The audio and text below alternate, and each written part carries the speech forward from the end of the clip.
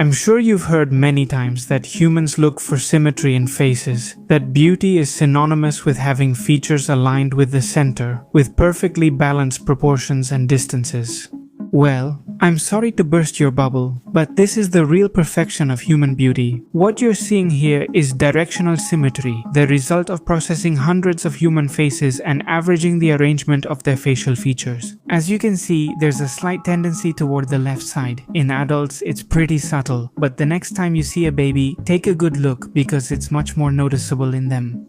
The consequence of this effect is that this side of the face is slightly wider than the other, and the alignment of the eyes, nose, and mouth is asymmetrical, because the shift in the eyes is more noticeable than that of the nose, for example. And this is the average for the human population, what our evolution has assumed as normal, as reciprocal, as what one should look for in another person when mating, over millions of years. For this reason, perfectly symmetrical faces make us feel uneasy, but why are we deformed?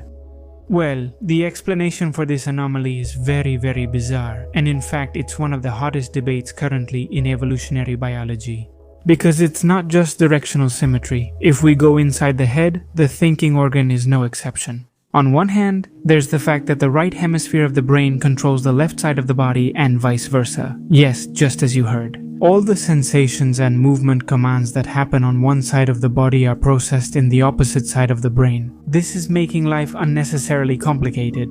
From a pragmatic point of view, each side should take care of its own, because of this, there are a lot of crossings and extra nerves that shouldn't be necessary, but the brain doesn't stop there. No, because we also have to talk about Yakovlev's torsion. It's a twist in the brain where the right hemisphere sticks out a bit forward and the left one toward the back. But further down, in the spine, you also see a twist, but in the other direction. What is this? Seriously? There's also the heart, which is almost in the center but not quite, it's a little to the left. And then you have the chiasms.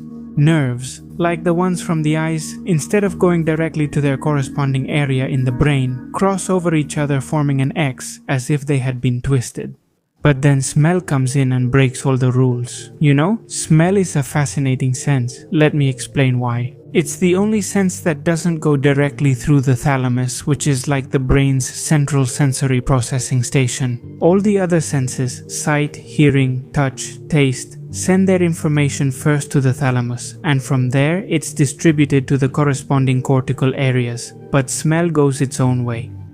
The signals from the olfactory neurons in the nose go first to the limbic system, the most primitive part of our brain. There you'll find the amygdala and the hippocampus, some very ancient brain regions that appeared in the most primitive vertebrates.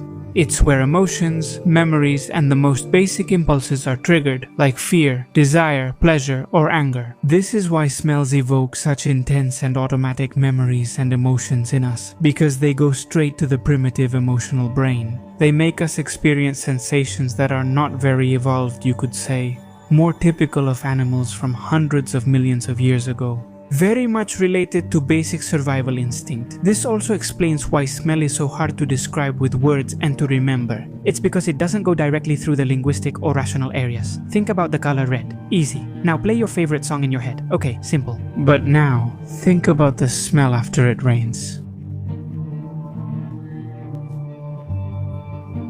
That pleasant smell? I just don't know how to describe it, and it's really hard for me to remember what it's like. But when I smell it, I'm immediately transported back to my childhood, to those endless afternoons playing in the park, whether it was sunny, windy, or stormy. It's like the smell of meat or the scent of that person you really like. They're hard to remember, to think about, to put into words, but when you smell them, they're often more powerful than any photograph or sound you could experience. If the sense of smell doesn't go through the thalamus, it's because it appeared before it. It's one of the few senses we retain from our most distant ancestors, a relic from our most primitive life. From when our body and brain weren't very complex, but our anatomy evolved, while the sense of smell and its nerves remained as they were. And the key point is that the sense of smell doesn't cross over. It doesn't switch to the opposite hemisphere. What you smell in your right nostril is processed in your right hemisphere. That's it, unlike the rest of your body. Honestly, it's suspicious. This primitive sense could be powerful evidence that something very strange happened between the emergence of smell and our current state, which unleashed anatomical chaos. Let me introduce you to prismas. I ask you to show him respect, because despite his comical appearance, he is nothing less than one of the best models that exist to explain the theory of axial rotation. The best attempt to unify all these anatomical anomalies into a single theoretical framework, and also one of the most controversial ideas in science today. What I'm going to explain next is not a fact, it's a hypothesis that could explain all these anomalies with just one argument. Unlike other existing theories that explain each anomaly separately, it also hasn't been confirmed yet. Corroborating these ideas is so difficult because, essentially, science works by testing its hypotheses in order to confirm them.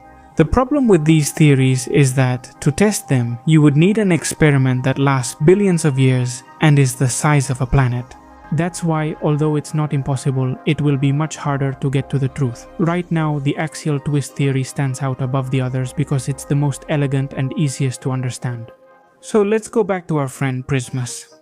According to this idea, the front part of the human head and that of all vertebrates would literally be rotated 180 degrees.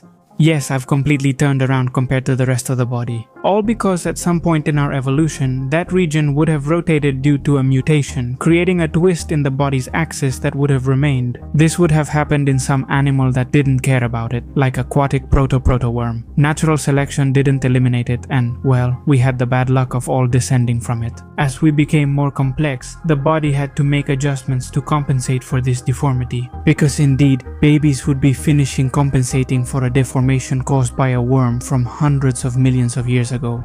And they don't quite manage it. It's as if our face still carries a bit of that deformation. Because of all this, according to the theory, we vertebrates would have a left-handed chirality, an internal symmetry that comes from the left and affects everything from the position of the organs to your facial symmetry to the organization of your entire nervous system. Quite something, that worm, right? Something that gives a lot of strength to the axial twist theory is that it predicted directional symmetry.